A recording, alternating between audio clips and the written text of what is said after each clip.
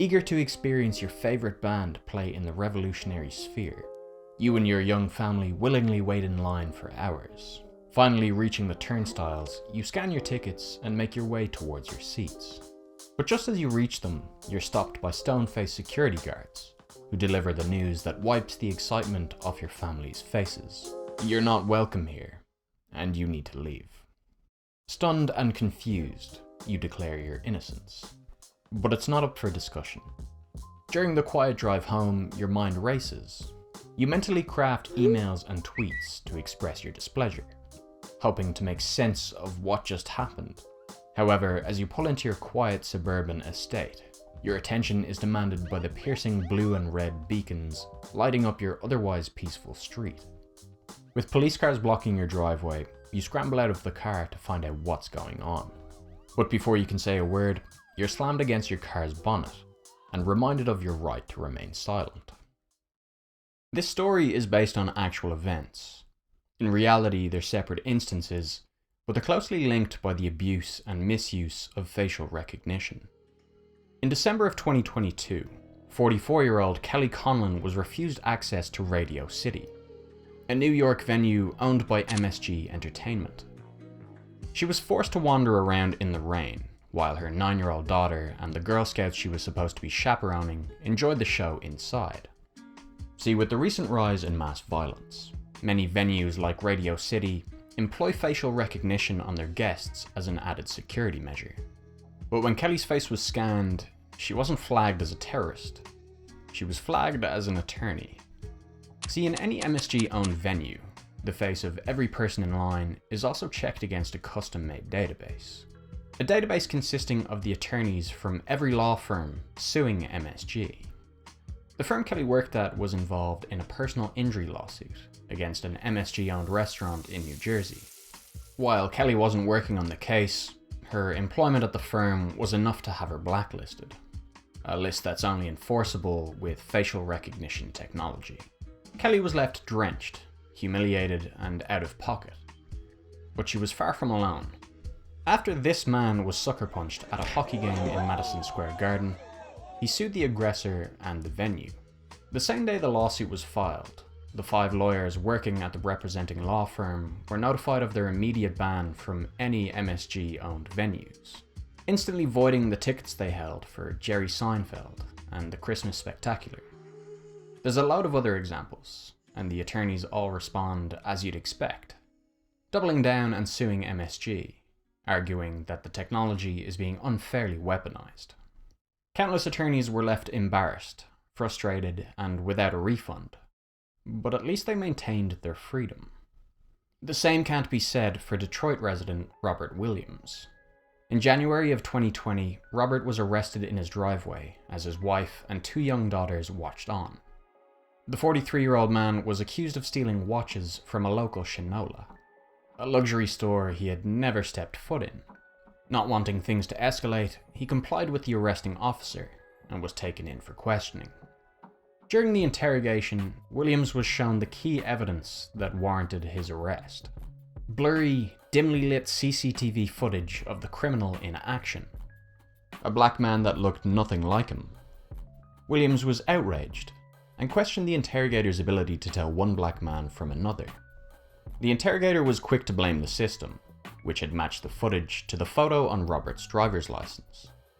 2 weeks later, and the case was dismissed due to insufficient evidence, along with an apology from the chief of police, who insisted the error was down to poor police work rather than faulty technology.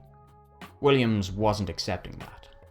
With at least 5 known cases of facial recognition leading to mistaken identity arrests, and potentially many more given the lack of transparency of the technology's use, it can hardly boil down to just human error.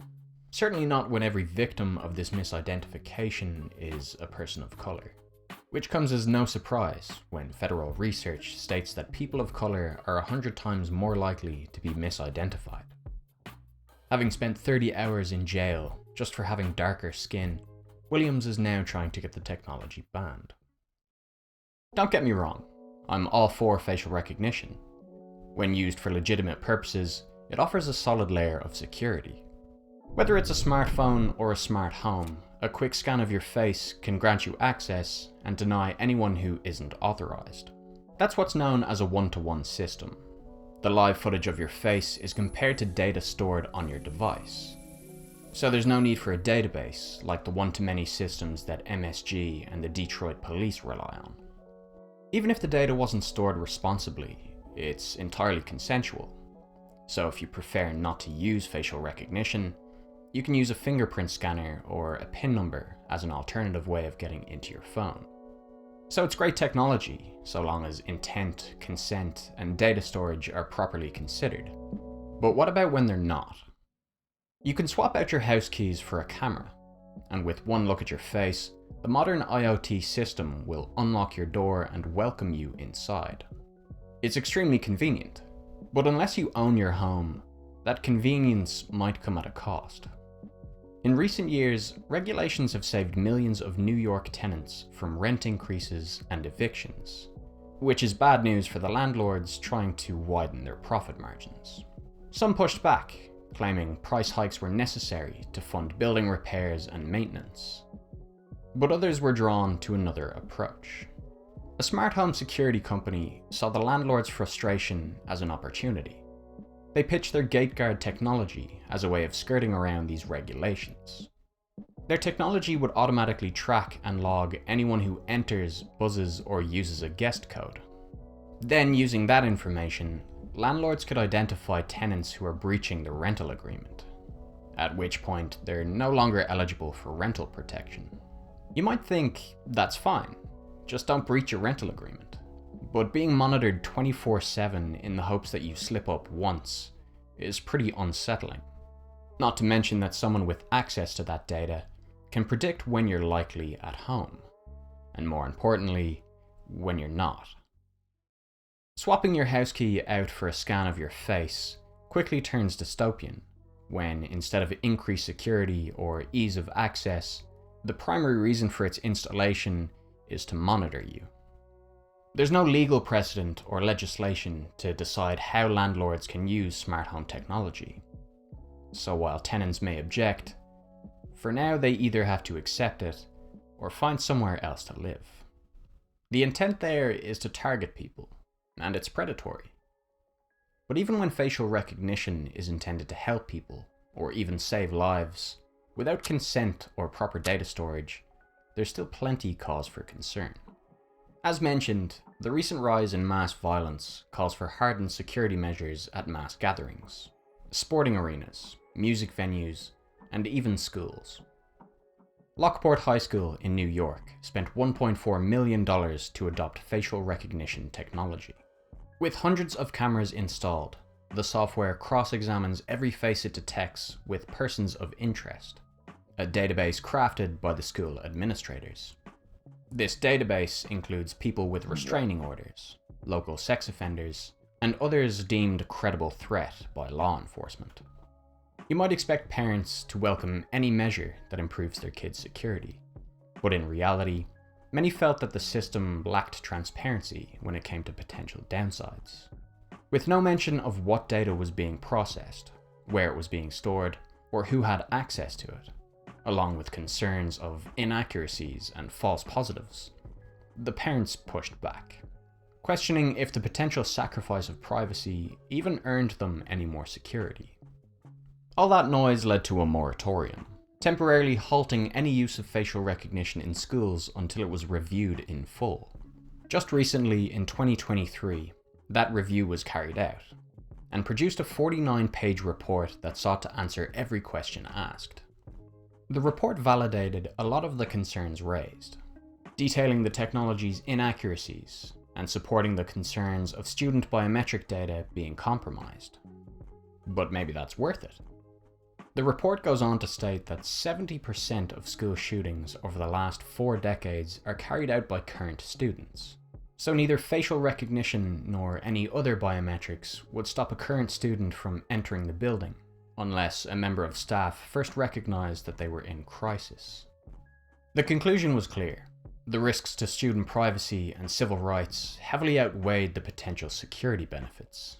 So New York banned use of the technology in schools statewide. These stories of constant surveillance, unjust bans, evictions, and arrests all stem from the abuse and misuse of FRT. So long as there are individuals willing to challenge its poor or malicious implementation, regulations will eventually catch up. However, until then, it's inevitable that this unregulated technology will be exploited, with little concern for any of the fallout. It's a powerful tool that should be used, but that use should be heavily scrutinized. Without such oversight or resistance, we risk edging closer to what's happening over in China, where FRT is used to influence the population's behavior. People dressed inappropriately are publicly shamed by having their face displayed on a large screen. Public restrooms require a scan of your face to ensure you don't take too much toilet paper, and jaywalkers are automatically texted a fine for their transgression. While Western FRT struggles with racial bias, China's system is advanced enough to be used in place of a bank card. With a quick scan of your face, you can withdraw money or pay for your groceries. A version of FRT that's capable of identifying emotion is installed in hundreds of Chinese prisons, where it flags aggression and allows officers to prevent violence. China's implementation is a state-run operation, a one-to-many system using a database of over 1 billion people, whereas in the Western world it's disjointed and often commercially motivated, which makes it highly unlikely for a large database of faces to exist.